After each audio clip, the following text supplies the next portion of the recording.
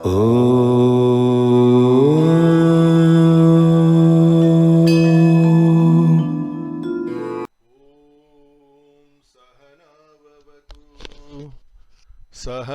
भुनक्तु सह वीर्यं करवावहै तेजस्विनावधीतमस्तु मा विद्विषावहै। ओम शांति शांति शांति। Hari Om, good evening once again and welcome to all of you. Sorry for that one week's break. Actually, the reason was that this week I turned 60.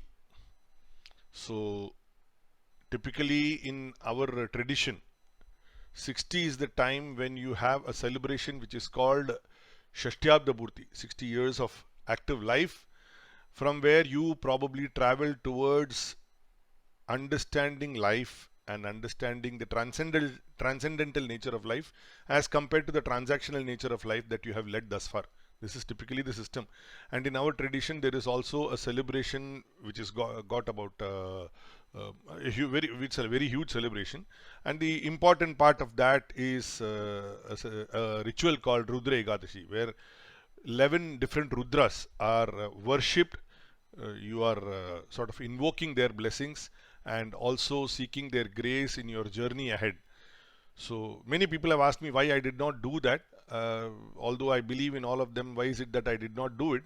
But the driving force was that probably since I have been inclined towards this path of understanding life and understanding its meaning, understanding how it is useful to me and to others, since I have been in that journey, probably the ritualistic part of it, I thought that it is not probably appropriate for me to celebrate it at this do it at this time. Maybe sometime later in life, if it does provide me with an opportunity, I may do it. That's a different story. So which was the reason why we did not have a session last week. So we will move ahead. Now, last week we were in the course of understanding the macrocosmic vision in the form of the Supreme Lord. Why was it so? Why? Because when we say that this is the higher reality, the higher principle, the energy that is enlivening everything that we do, the thoughts, the emotions, the actions that we perform, everything is enlivened by that. How is it that I, with my limited intellect, limited mind, how is it that I can conceive that? So we said that we have a supreme form of the Lord, and that is the one picture which probably gives us the idea that this is the principle which enlivens everything that we experience, all our thoughts, emotions and actions, and without this we cease to exist. So we exist in that, we perform in that, and finally we merge also into that. That is what we understood. So how do we sort of identify that? We said that is the essential dharma of everything. It is the sweetness in sugar, it is the heat in fire, it is the coolness in water, it is the beauty in the beautiful, it is the power in the mighty. So without that anything which ceases to exist, it is that power. And that power we saw in the form of the Supreme Lord, in the form of that Vishwarupa Darshan. So instead of our regretting, when our time comes for us to go away from this plane, instead of our regretting that we did not try to understand this principle, we did not try to understand him and identify his presence in all that we are experiencing, it is essential for us to be aware of his presence and his blessings in all our endeavors that we do, and remember that our thoughts, our actions are also arising from him and merging with him from the time we are born till the time we part away from here. So we stopped at verse 29 of chapter 11. So I'm going to play now verse 30 to 42, and we will take it forward from there.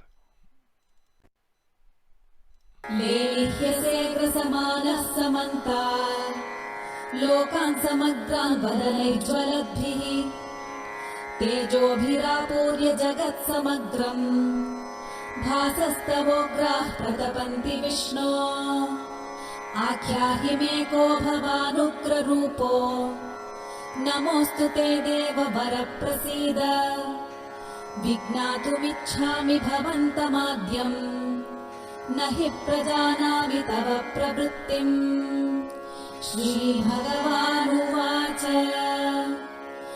कालोऽस्मि लोकक्षयकृत् प्रवृद्धो लोकान् समाहर्तुमिह प्रवृत्तः ऋतेऽपि त्वां न भविष्यन्ति सर्वे येव स्थिताः प्रत्यनीकेषु योधाः तस्मात् त्वमुत्तिष्ठ यशो लभस्व जित्वा शत्रून् भुङ्क्ष्व राज्यं समृद्धम् मयैवैते निहताः पूर्वमेव निमित्तमात्रं भव सव्यसाचिन् द्रोणं च भीष्मं च जयद्रथं च कर्णं तथान्यानपि योधवीरान् मया हतास्त्वं जहिमा व्यधिष्ठा युध्यस्व चेतासि रणे सपत्नान् सञ्जय उवाच एतच्छ्रुत्वा वचनं केशवस्य कृताञ्जलिर्वेपमानः किरीटी नमस्कृत्वा भूय एवाह कृष्णम् सगद्गदम् भीतः प्रणम्य अर्जुन उवाच स्थाने ऋषिकेश तव प्रकीर्त्या जगत्प्रहृष्यत्यनुरज्यते च रक्षांसि भीतानि दिशो द्रवन्ति सर्वे नमस्यन्ति च सिद्धसङ्घाः कस्माच्च तेन न मेरन्महात्मन् गरीयसे ब्रह्मणोऽप्यादिकर्त्रे अनन्तदेवेश जगन्निवास त्वमक्षरं सदसत्तत्परं यत् त्वमादिदेवः पुरुषः पुराणः त्वमस्य विश्वस्य परं निधानम् वेत्तासि वेद्यं च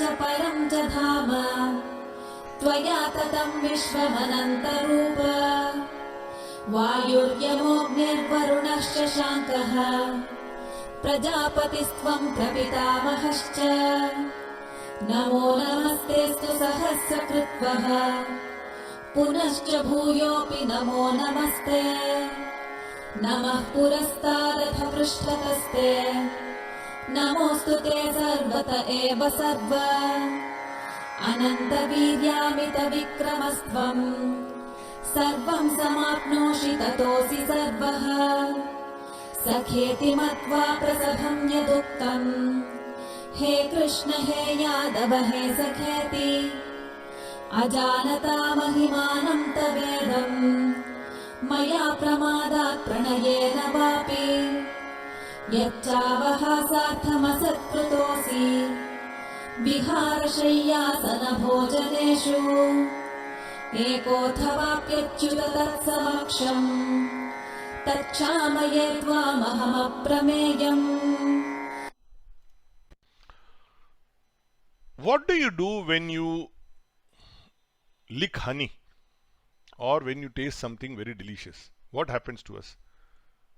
Our immediate tendency is that, I will share that with a picture so we will understand. When we lick honey or when we taste something very delicious, what is it that we do? Like children, we lick our finger. We smack our lips. So the nature of the human mind is that when we taste something which is very attractive, which is something which is very close to us, the taste of that experience is something that we want to cherish again. So when we are looking at the cosmic form of the Lord as we are now discussing here, then it may seem to people who are not satisfied with the fulfillment of whatever is their desires, because we saw that all those people who desire anything, this is what they keep on doing. That is what we see. So in the context of this picture, if I were to say what happens, it is like this pizza example. The first taste of that first piece of pizza, oh, it's so relishing. Then we have the second one, it's not so. Same piece, same pizza, probably little less hotter, because the second piece by the time it becomes a little cold. Otherwise nothing. Then the third and the fourth, which in economics we call as the law of diminishing marginal utility. So unless and until the taste of that experience which is coming, we are, let's say we have climbed over the taste of that desire, if we seem to be entering that licking experience, that smacking experiences again and again and again. So that is what this imagery is showing, that where are we seeing this imagery? The imagery is being described by Arjuna. He's seeing that in the cosmic form. So what are we saying? That those who are wanting to experience this taste of their previous experiences, whatever it is that they in this that they are enjoying, they want to enter that experience again and again. So they come out and go in again, come out and go in again. So this is a cycle which keeps on happening in our experiences. So that is what happens to us also from life, in our life forms also. So at once when we see this imagery, this Vishwarupa, at once when we see it, it seems frightening because it's a huge one. If you remember, I mentioned that this is a picture which normally people don't put it at home because it can become frightening for somebody, or it can become something overwhelming. It could lead to some negative effects. And I also mentioned to you how I was advised to draw that picture down away from my living room. So at once this imagery seems to be frightening. But because of the faith that we have in that personality, in that imagery, in that person, in that who's called our God and his higher reality, we want to know the details about what this imagery is, and willingly we say that I am willing to drop that fear in our mind and develop a curiosity to know more about this reality. So similarly, when we get a frightening experience, we seem to actually be afraid to confront that experience at first. But our intellect wants to understand and comprehend that imagery. So I'll again continue with this imagery example only, and we will take this forward. So this is the cosmic form that we saw. Now in this, there are some very pleasant looking features also, and there are some frightening imageries also. It can be overwhelming for somebody. But when we look at it in a different context, that डर के आगे जीत है. Beyond the fear, when we look at it, जैसी ही भय आपकी ओर बढ़े, उस पर आक्रमण करते हैं, तो उसे हम नष्ट कर सकते हैं. This is what is one of the sayings from Chanakya's writings. So what this really means is that if you have to conquer your fear, you have to actually confront that fear. So that is the way you need to look at it. So we must remember to move ahead of our fears and succeed. So I'm reminded of that song from Imtihan, a Kishore Kumar song. That's the wordings are probably apt and appropriate here.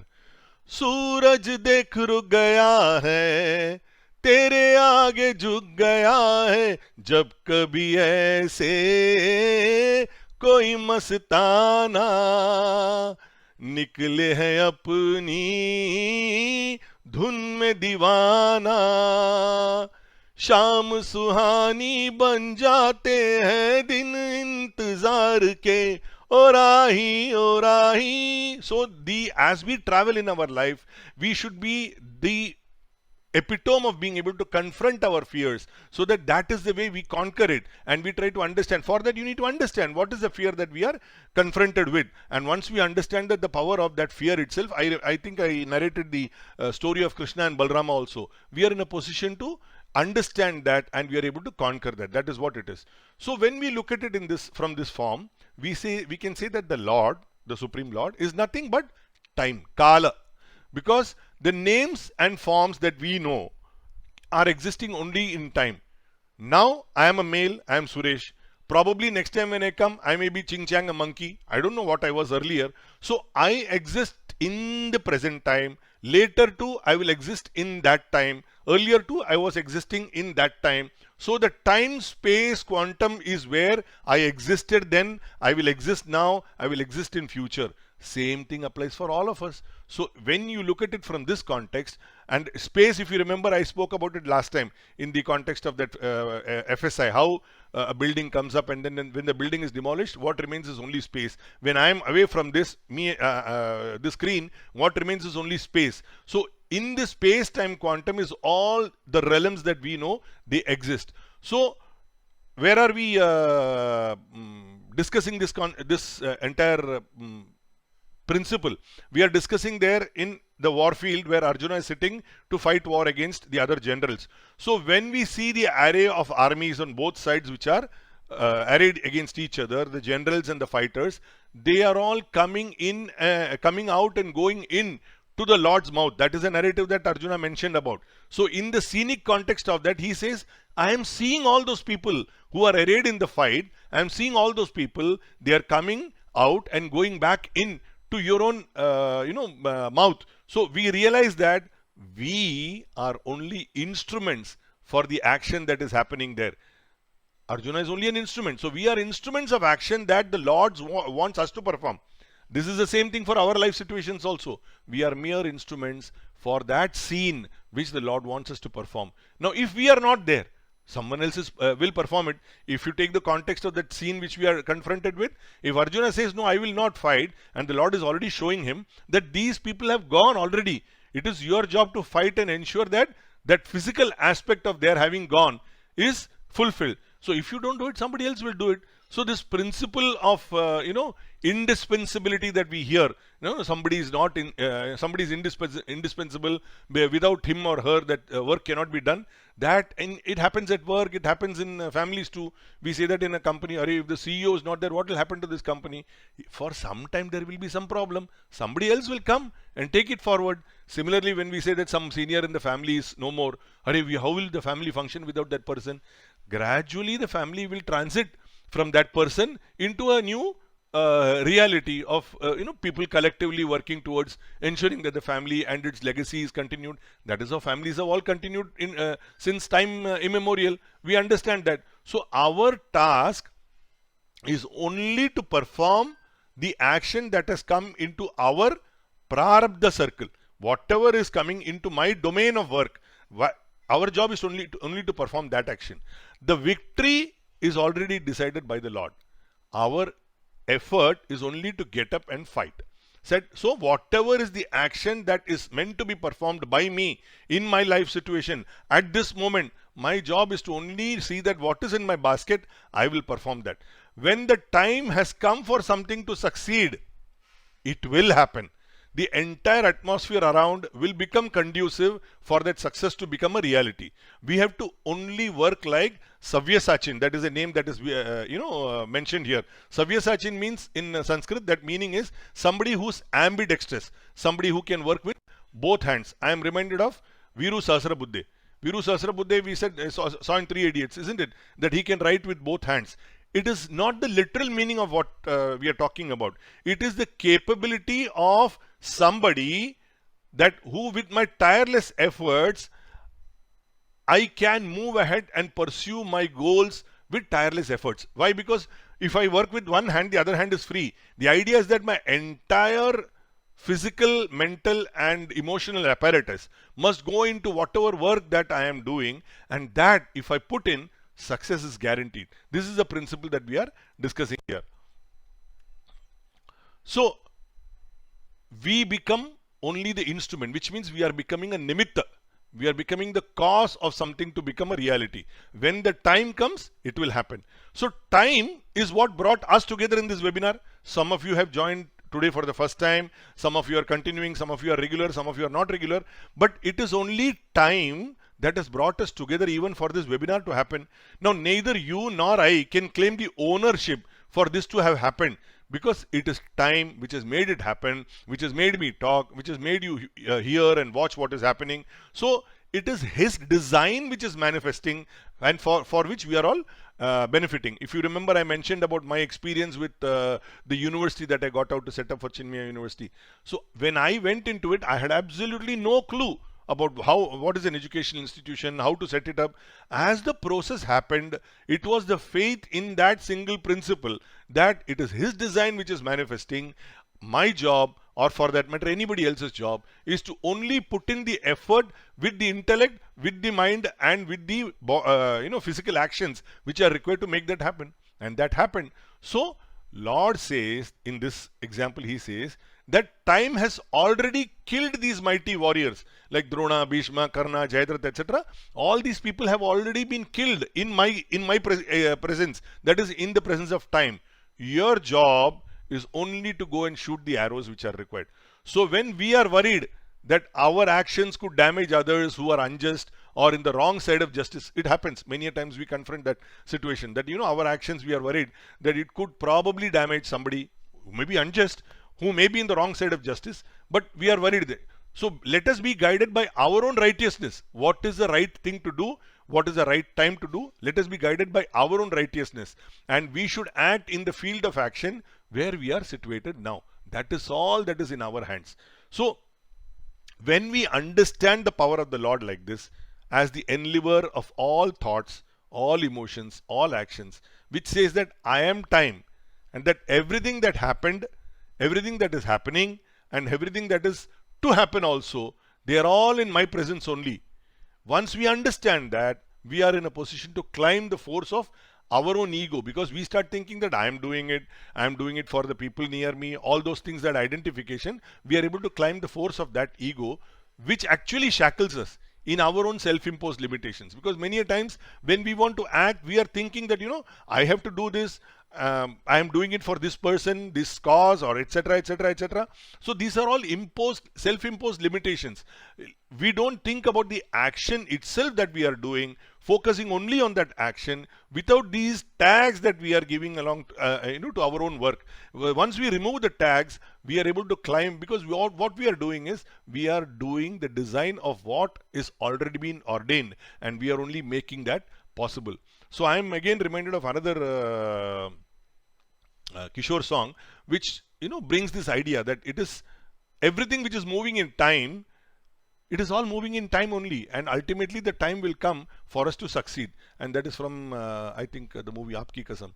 Subah aati hai, raat jaati hai, subah aati hai, raat jaati hai, magar वक्त चलता ही रहता है, रुकता नहीं, एक पल में ये आगे निकल जाता है, आदमी ठीक से देख पाता नहीं, और पर्दे पे मंजर बदल जाता है, एक बार चले जाते हैं जो दिन रात सुबह शाम, वो फिर नहीं आते, वो फिर नहीं आते. So once we understand that it is only the time circle which is making all this function, our entire focus in our energies will change dramatically. So with this understanding of the higher reality, it is just right that when we pray or when we prostrate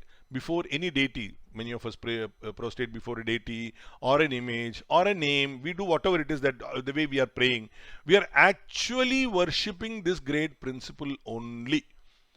We are identifying that principle in the form of that deity, in the form of that image, in the form of that name.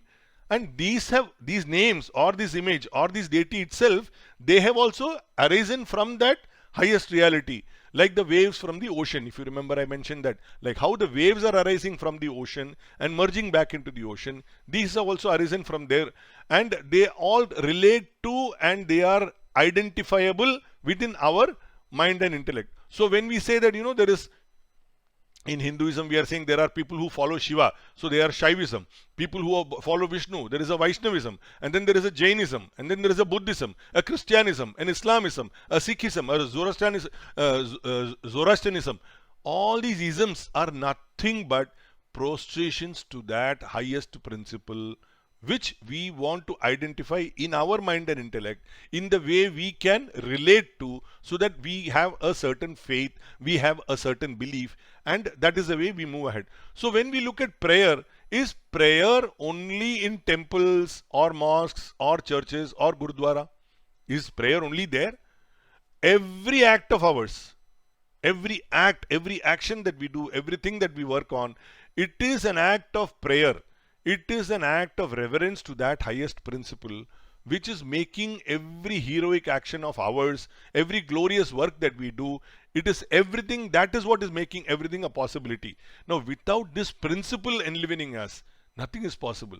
Because our body, our mind, intellect, which are instruments for making His vision become a reality, that will also not function unless His power is working through us. Now, such a mighty one, such a mighty thing, which is the principle which is making everything possible, and that mighty principle represented by Krishna in this entire conversation, he is like a friend for Arjuna. We know, you remember I mentioned that Arjuna is brother-in-law for Krishna, friend for Krishna, cousin for Krishna. There are so many relationships that he has. So like this principle has been with us from the beginning, and it will continue with us till the end. Now this principle which is enlivening everything that we are doing, and we are able to function only like that, and that we are treating it as a friend. We don't know, but when you start treating somebody like that, for example, you say that, for many of you, I'm your friend, and I'm in a friend circle, and I'm now talking to you about something like, what can I say, spiritual as this. When we are in a friendly situation at a home party or something like that, and we are together, you will say, "Arey kya re Suresh, aisa kya karta hai?" Now that is the way you address me. Some of you are related to me. You will start talking to me. "Arey kya pagal hai kya tu?" This definitely happens. Now, when you speak in this kind of a manner, you are speaking to that person who's your friend, who's your relative, whosoever it is. That is the way Arjuna has been talking to Krishna. But now in this entire picturization that he's seeing that tiny form of Krishna as the huge, mighty, powerful, the enlivener of everything in the universe itself. And then that is now suddenly it's a big what can I say, quantum jump in the way of understanding that principle itself. So many times we speak of his name also, of the God's name also, in slang form, colloquial form. Arey yaar, Bhagwan ke bare mein aisa, we do that, no? Bhagwan nahi hai. All kinds of things that comes to our mind, we sort of speak in a very slang form, colloquial form, we do that. He doesn't mind it. For him, it is not at all material. How you speak about him is not relevant at all. Because he says, if you think of me as your friend, I will be your friend. If you ignore me, so be it. I am not saying that you should do this at all. I am ready to come to you whenever you call me. That's fine with me. When you want me, when you feel that I am right for you, I am necessary for you, I will come to you. So the highest principle is not disturbed by our irreverence in any way. Only when we keep him in our bosom, in our hearts, in our spiritual heart, how I mentioned, his love manifests in the way we behave, in the way we speak. I have an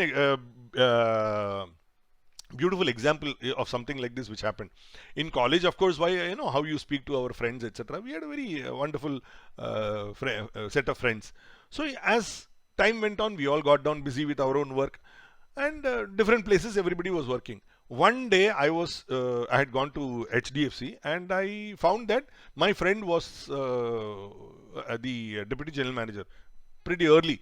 He had grown very well in the company, and he had become in a senior position. So I happened to go there for some other work, and I learned that he was there. So I saw his cabin, I knocked it, and I went. Outside the cabin, there was a huge, crowd of people, receptionist, his PA, everybody was sitting and all that. I opened the cabin and he was sitting there alone. Fortunately, he was sitting alone, and I called out, "Arey, tu kya idhar kar raha hai?" That is the way you speak, no? Because he's your college friend. He says, "Come on, speak softly, man." Because I was known to speak loudly in college. I was known to speak, irreverently, if you could say so, to my friends. And that is how we behave with friends. So, my senior position mein, zara sambal. It happened with me once, and it happened with me with another friend another time. He had become the MD of some company of Gujarat government or something like that. And one fine day he called me. He was in Bombay, and he called me. He said, "I'm in so-and-so, working in so-and-so company, and his office happened to be 3 buildings away from mine." I said, "I'm coming right now." I went into his cabin. He was the managing director, senior most person in that company. And similarly, as I walked into his cabin, I started calling him out by the slang name with which we used to call him in college. He says, "Come on, yaar, at least lower your volume. This is not the way you speak." Because there are people there, at least have some reverence to me when you're talking to me here. So this is how it happens. Even though you have a senior position, etc., when you talk to somebody like that, you speak in a manner which is closest to your heart, if you would say. But he doesn't mind. He says it's only for the outsiders that it is important. If I start saying, "Arey Bhagwan kuch nahi hai," you may feel offended. But he doesn't feel offended. He says, "Theek hai, nahi hai to nahi hai. It doesn't matter one bit. When you want me, I will come." So this brings me to another song. How do you look at him? How he approaches things? A song from Dosti. He's your friend at all times.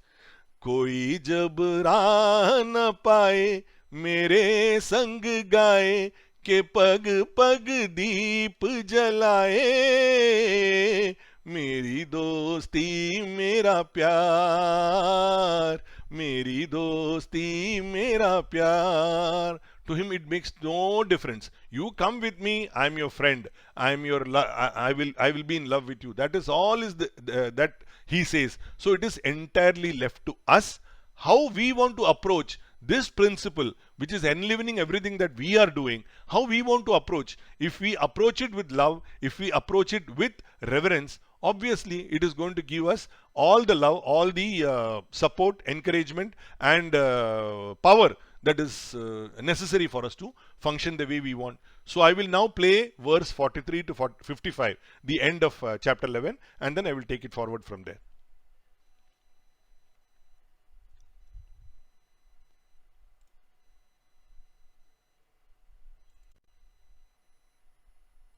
पितासि लोकस्य चराचरस्य त्वमस्य पूज्यश्च गुरुर्गरीयान् न त्वत्समोऽस्त्यभ्यधिकः कुतोऽन्यो लोकत्रयेऽप्यप्रतिमप्रभाव तस्मात् प्रणम्य प्रणिधाय कायम् प्रसादये त्वामहमीशमीड्यम् पितेव पुत्रस्य सखेव सख्युः प्रियः प्रियायार्हसि देव सोढुम् अदृष्टपूर्वम् हृषितोऽस्मि दृष्ट्वा भयेन च प्रव्यथितम् मनो मे तदेव मे दर्शय देवरूपम् प्रसीद देवेश जगन्निवास किरीटिनम् गदिनम् चक्रहस्तम् इच्छामि त्वाम् द्रष्टुमहम् तथैव तेनैव रूपेण चतुर्भुजेन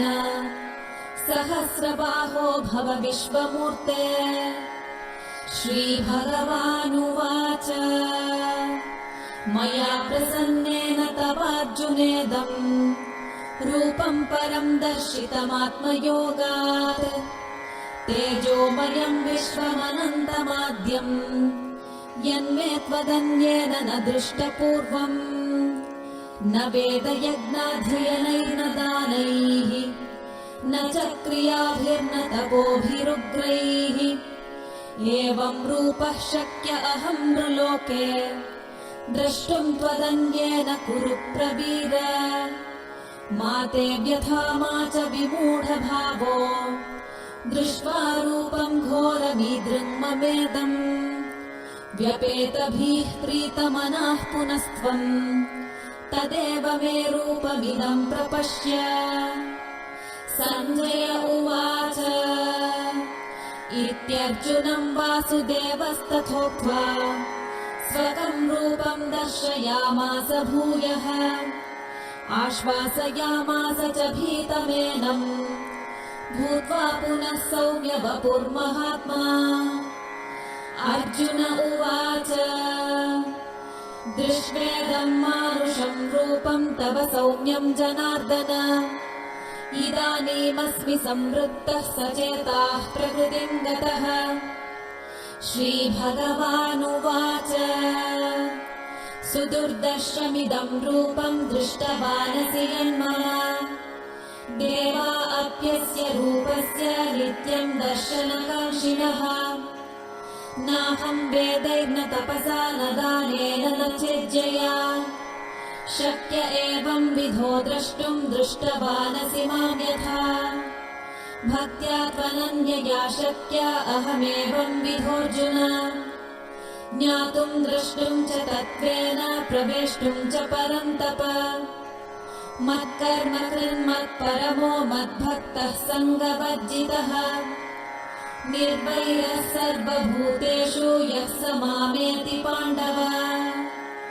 ॐ तत्सदिति श्रीमद्भगवद्गीतासु उपनिषत्सु ब्रह्मविद्यायाम् योगशास्त्रे श्रीकृष्णार्जुनसंवादे विश्वरूपदर्शनयोगो नाम 11 अध्यायः. as I said earlier, many times I have said this, I am not doing a literal translation of the Gita. What I am doing is I am trying to bring in the concepts which are there in the verses that are being narrated and trying to understand how it will help me, how will it will help you in understanding how we must lead our lives.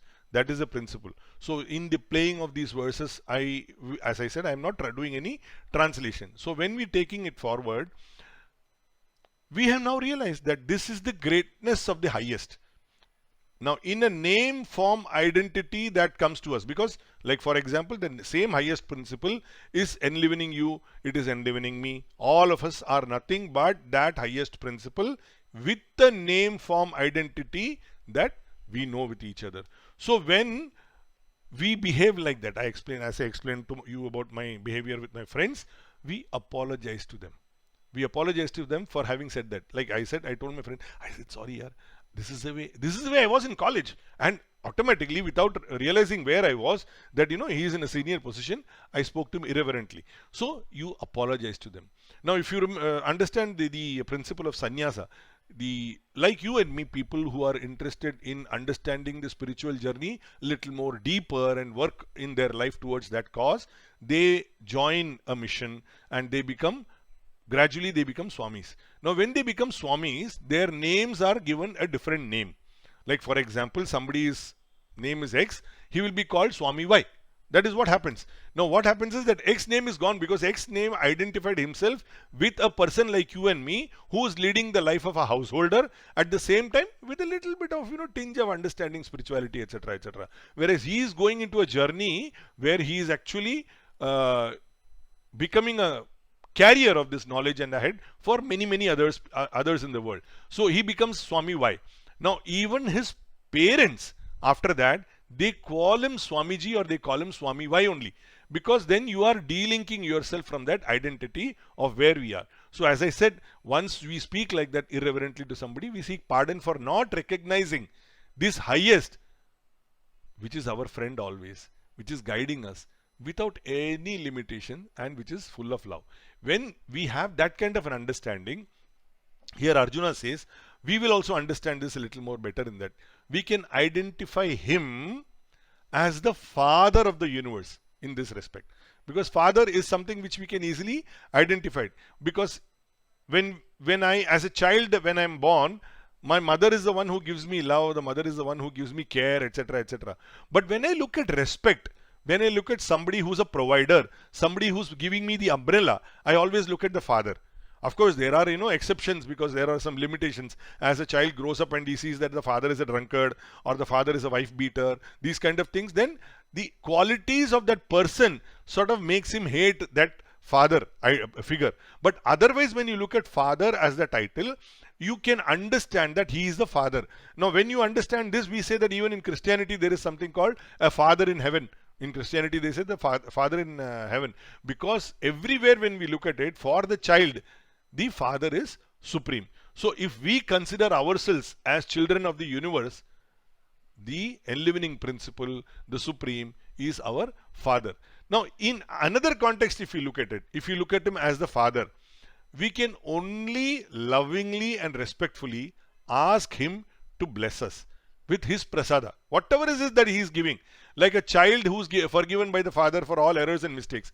We can understand this very well because as children we would have done mistakes. Now as parents we will see our children doing mistakes. Some of us are grandparents, we'll see our grandchildren doing mistakes. How do we deal with them? When they make a mistake, that is the way we immediately respond. After that the child says, oh no daddy, no tata, I'm sorry I made that mistake, etc., etc. Then what do? Chalta hai bacha, aaja. We give a kiss to the child. We say, don't do it again. It is harmful. It is not the right thing. So we seek forgiveness like that. So at the first instance as a child, the child looks at us with love and respect because we are the umbrella. And how do we look at it? We look at the child saying that, Chalta hai, this is also part of the game. Take it forward. So like how we forgive our children who admit their misgivings, their misunderstandings and come to the parents' shelter. It happens with adult children. I am not only small children. It happens with adult children also. Because what happens with child? Invariably because of the pressure, peer pressure, because of societal pressure, etc. you have our children do make mistakes, they do err on the wrong side, and then after some time, experiences later, they come to an understanding that what they did was wrong. It was harmful to them. Forget about it being harmful to the parents. It was harmful to them. What do the parents do? Okay, you made a mistake. You come out of it. Now whatever is the repair possible, we will try and do it together. That is how we approach. This is exactly how it happens with the Lord also. Just as a friend forgives a friend, just as a lover forgives a lover. Now and then there is a quarrel. That is okay. And then there is a forgiving. That is how this relationship of a father and child, that is how beautiful it is if we have faith and devotion.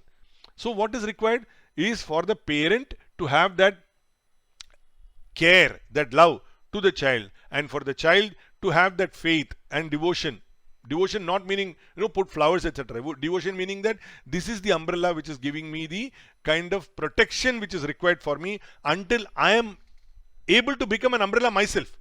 Till then, this is the umbrella which is giving me protection. So just like that is the principle of this entire, the supreme principle, the Lord itself, who is giving us that shelter. So the way we approach will be unique. So this unique form in which we are now seeing the Lord, this Vishwarupam, the Virat Rupam, which is so fearful.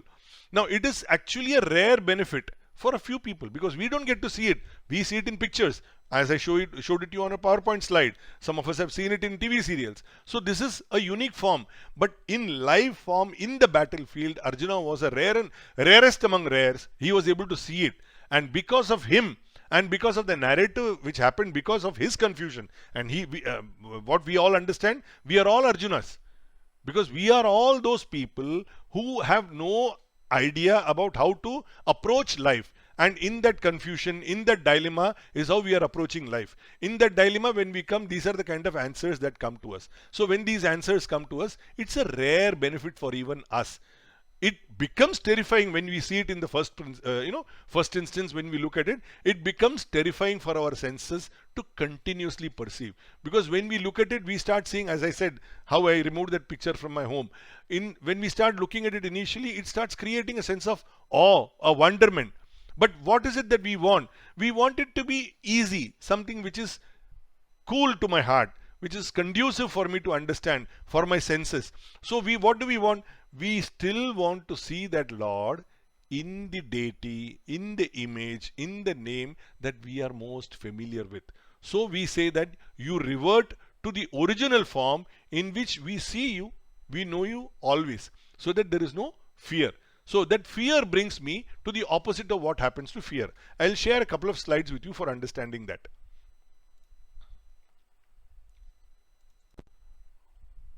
Oh, sorry.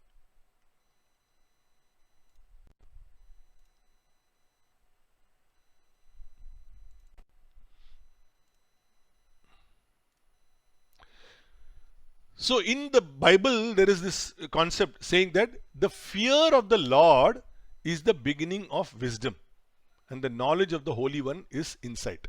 This is, if you look at a lot of writings on graffiti on the wall, etc., Christianity writings, you will say, have fear for the Lord, have fear for God. But in our Hinduism culture, there is nothing called fear of the Lord. You don't have to be afraid at all, because ultimately who's he? He's Father. But when we look at, as a child, when we look at it, as a child says, oh, I am scared of Father, but I love my mummy. This is a very normal thing that we do. That is why this entire concept of fear of the Lord, fear of God, is being brought about. Ultimately, there is nothing to fear, because what is he? I approach him with love, I approach him with faith, I approach him with devotion. What is he? He is my shelter. He is giving me love, he is giving me care. In that kind of an approach, if we see, there is a beautiful saying by Ramana Maharshi, if the unripe mind does not feel his grace, it does not mean that God's grace is absent. It is basically an understanding that when your mind is ripe to understand that divine principle, to realize that it is that highest principle which is operating in all of us, it is that which is manifesting through various people around us, then we know that his grace is always available. It is only for me to approach it with that kind of a love. And then this, in that perspective, when we look at it, this figure In some cases, probably the center figure may look a very little cool. Everything else may look a little, in wonderment or in fear we may approach it. So what do we want? We want the same Lord in a very pleasant form, that my heart, my mind, my love can identify with, and I will be in a position to worship him. But ultimately, what is it? It is the same principle which is manifesting in a different form for me to love, hold, hug, whatever it is. And that form which is there on the left is that form which is all encompassing everything in the universe. So I don't see any differentiation. Everything that I experience, every person that I experience is that and that alone and nothing else. That is what I just wanted to bring across. So we cannot, in a different pattern when we look at it, everything is in that, correct? So if everything is in that, can you say that you recognize the tree in a seed when you see a seed for the first time? A mango seed, a date seed, a chiku seed, whatever it is. Can you recognize that tree of that fruit when you see the seed? Our senses can't. Can you recognize the chicken when you see the egg? Our senses cannot. Can you recognize an adult human in a sperm? Our senses cannot. So because our mind cannot conceive the multiplicity of various creations in one. So it is only possible when we shrink our mind. How do we shrink our mind? We move away from the minds running after the multiplicity. What happens to our mind? Our mind runs after various experiences. Our mind runs after this, now, that, this, him, her. Our mind is running after this multiplicity. When the mind's focus shrinks into that one, that unity of that one seed, the unity of that one egg, the unity of that one sperm, it is possible only when we are able to do that by our self-effort. So when we get the grace, that is when we say we get the grace of the Lord. That grace is also possible only when we surrender to him with love. So when we say that, the law, scare, that fear, gussa, all those things that come to our mind, but really understand that even that anger is so beautiful. The song that comes to my mind is a Kishore Kumar song. Gussa itna haseen hai to प्यार कैसा होगा, इकरार कैसा होगा. So even the anger that you see in that frightening figure is nothing but his grace, and that comes in the form of love of the image that is conducive to my mind, to my experiences. There is a saying about me in my family itself, in childhood or in my youth. They used to say that Suresh ko gussa bahut aata hai. It was a fact. I used to get angry very often. And that was a time when I totally different. Now in the last 10-15 years, I'm a different person. That I can understand. But there was an angry me and there was also a calm me, even at that time. And as a calm me, I can recall a lot of reflective thoughts that used to come to me. So what we need to understand is that anger is to be used as a tool. There is a vision for others when you're getting angry, but there is a vision within myself. Am I angry with my inside? Because when you get angry at something or somebody, the first person whom you are destroying is you yourself. So that is something which we need to always look upon. So when you use anger as a tool, the anger is a manifestation for communication, because every other language you have exhausted and it is not working in the other person, and now you have to use anger. This is a live situation which happened to me at my daughter's wedding 3 months ago. There was some issue with the decorator and about some flowers, etc. with the decorator. And the wedding is meant to start in another 10 minutes. Everybody has come, guests. Many of the guests have come, some have yet to come. The groom's parents have not yet turned up, but then the preparation is incomplete. Some flowers have not yet come. And I've been following up for the last 1.5 hours with the decorator. What happened? Everybody is giving me some contradictory answers. And the owner of the decorator, he is not turned up. I keep calling him, he is not turned up. So finally when he emerges, he comes with the wrong flowers. Adding insult to injury. I really lost my shirt with him and I blasted him off loudly in the presence of everybody. After he said he's sorry sir, and then I will arrange it. He got and arranged it in the next half an hour. But after I finished that, and a minute, 2-3 minutes later, when I came back, one of my daughter's friends, she asked me, "Uncle, you are angry?" I said, "I'm not angry. I was angry with him. I'm not angry." The point is how I want others to look at me at that point in time, because it is a role that is required for communication. But if I start getting angry with myself, it is my daughter's wedding. That will show in the way I approach my guests, I approach the ceremony itself. So this is what we need to understand. It is a first-hand experience which came to me in understanding how we need to relate to anger. So if my boss is angry with me, my work will be with anxiety, not to invoke his anger again. But if he comes to me in the normal mode soon enough, I will work with sincerity. Okay? Anger हो गया, आ गया, एकदम अच्छे खासे mood में आ गया. I will work with sincerity to ensure that I don't cause reasons for him to be upset with my work again.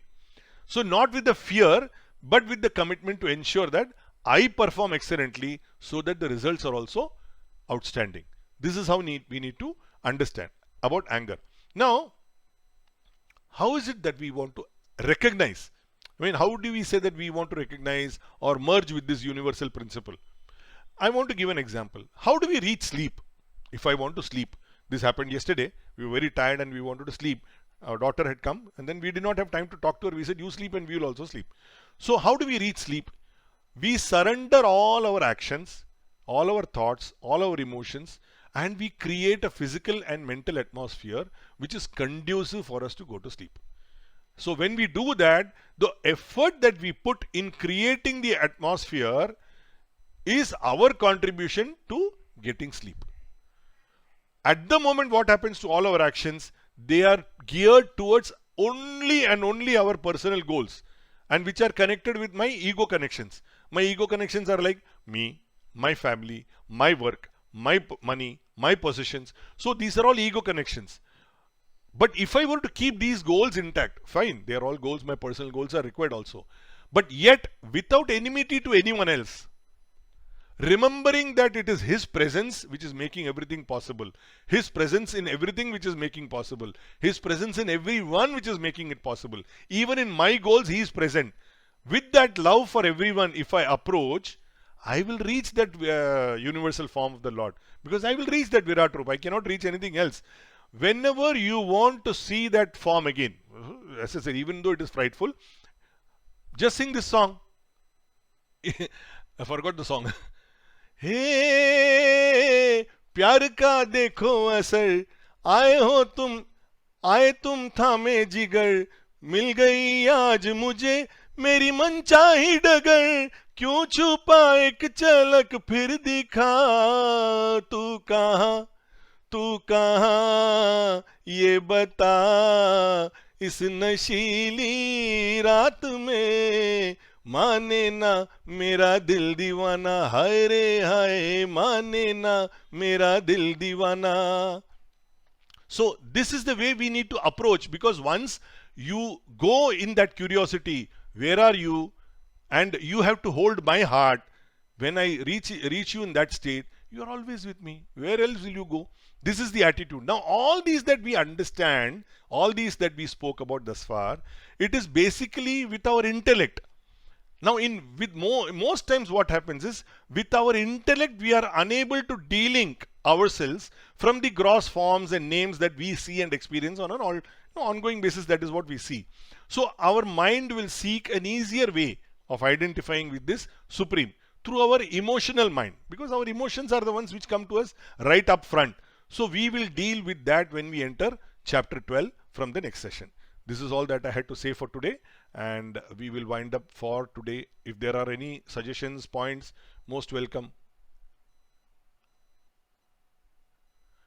May I intercede for a couple of minutes at the end of your talk? Of course, it is complimentary. Yes, Chitappa, please go ahead.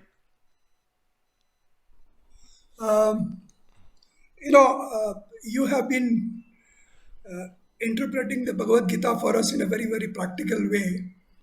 And, apart from the translation, the essence of the various slokas is what you are presenting it to us. And another very, very interesting aspect is that you have been relating it to several of the Bollywood songs. And it sort of gives me it suggests to my mind that the Bollywood people would be very happy with you. It is as if Bollywood has condensed Bhagavad Gita into so many songs which you are dipping into in order to explain things to us. And so, compliment both to you and to Bollywood for having this. So I thought in a very lighter way, I really want to appreciate the fact that you're able to relate it without any effort whatsoever. So effortlessly, you bring in those songs, and then we are also beginning to appreciate those Bollywood songs better because you're talking about it. So true, so true.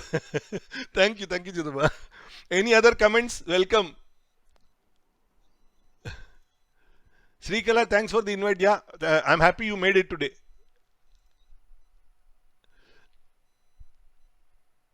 Okay, I will wind up for now. Om Purnamada Purnamidam Purnat Purnamudachyate Purnasya Purnamadaya Purnameva Vashishyate. Om Shanti Shanti Shanti. Harihi Om Shri Gurubhyo Namaha. Harihi Om. Bye bye, good evening, and Hari Om. Wish you all a very nice weekend. Thanks, Suresh. Bye, Shanti.